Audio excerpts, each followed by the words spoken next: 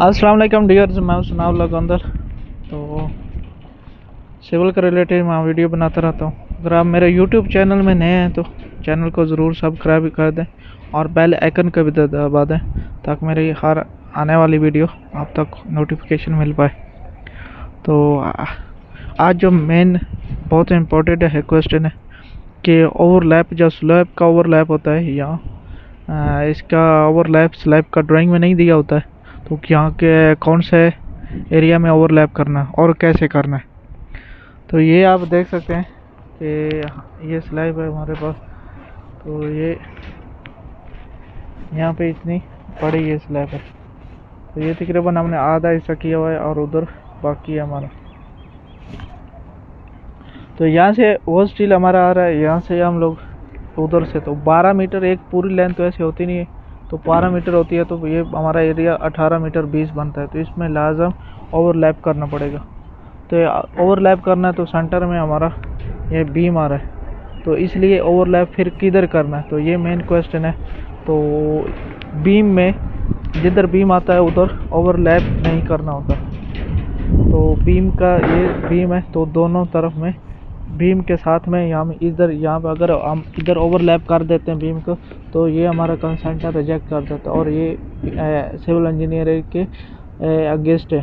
तो बीम के साथ में ओवरलैप नहीं करना। तो हम यहाँ पे हमारा बीम है, तो देख सकते हैं हमारा बीम से आगे जाके तकरीबन 1.5-2 मीटर दूरी पे ओवरलैप किया हुआ है।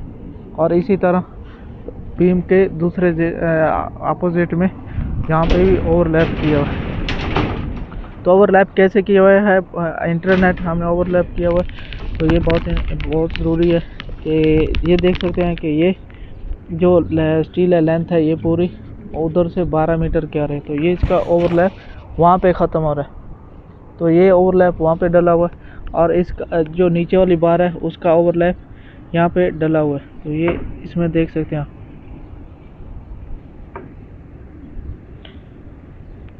नीचे वाला जिधर ओवरलैप डला हुआ है उधर ऊपर ओवरलैप नहीं डालना, और जिधर ऊपर ओवरलैप डला हुआ है देख सकते हैं ये ऊपर ओवरलैप डला हुआ है, तो उधर नीचे नहीं डालना। तो दोनों स्टील यानी इंटरनेट करके डालने हैं। ऊपर वाला ओवरलैप है तो नीचे नहीं डालना, अगर नीचे ओवरलैप दिया हुआ है तो ऊपर नहीं डालना। तो इसका ओवरलैप हम लोग आगे शिफ्ट किया है, तो इसका ओवरलैप आगे किया हुआ है। इसी तरह ये भी ओवरलैप वही सेम है। अगर नीचे ओवरलैप है तो ऊपर नहीं करना। अगर ऊपर नीचे ओवरलैप है दिया हुआ है, ये देख सकते हैं। और ओवरलैप कितना देना होता है, ये हमारे पास जो है ड्राइंग में दिया हुआ है 5D दिया हुआ है, यानी 5 टाइम। तो एक जो स्टील का डाया है उसको 5 टाइम देना है। तो अगर 10 mm का तो उसको 50 सेंटी ओवरलैप यहाँ से यहाँ तक ओवरलैप होना चाहिए। अगर 12 mm का स्टील है तो 60 सेंटी उसका ओवरलैप, ये यहाँ से यहाँ तक 60 सेंटी देख सकते हैं, यहाँ से यहाँ ये 60 सेंटी ओवरलैप होना चाहिए।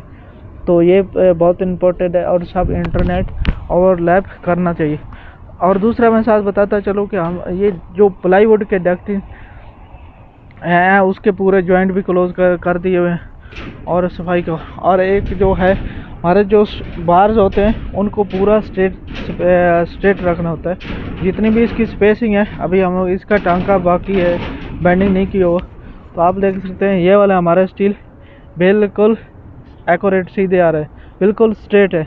और जो आगे वाले स्टील हैं अभी हम इसमें बेंडिंग नहीं को, उसमें थोड़े स्पेसिंग बराबर नहीं है। तो ये बराबर बिल्कुल जब हम बेंडिंग इसको करेंगे तो बिल्कुल स्ट्रेट करेंगे और उसकी स्पेसिंग जो ड्राइंग में दी हुई है वही स्पेसिंग के हिसाब से बराबर उसका ये बार का जो दोनों बीच का सेंटर टू सेंटर है ये सबका एक ही इक्वल होना चाहिए।